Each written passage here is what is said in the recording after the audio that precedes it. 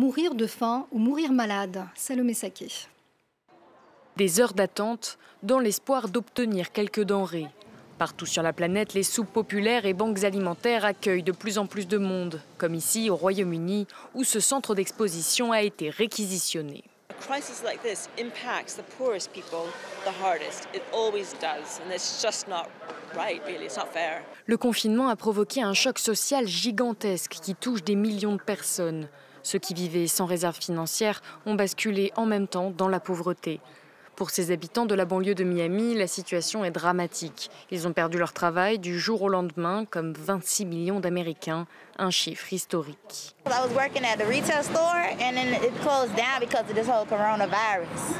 Like, it's crazy. Then my baby father lost his job and it's crazy. I don't know what's going on. La situation est encore plus préoccupante dans les pays du Sud. En Thaïlande, où l'économie est basée sur le tourisme, les conséquences sont désastreuses.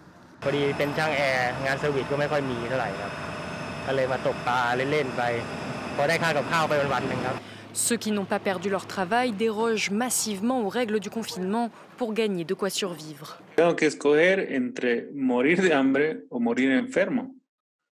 En Afrique, la famine menace. Le continent, déjà en proie à des difficultés économiques et sociales majeures, ressortira considérablement affaibli par cette crise. About 25 million additional people will fall into poverty in Africa.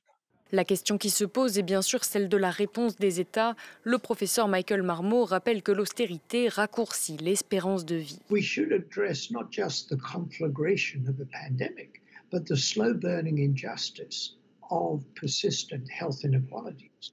And that means spending where the money is needed.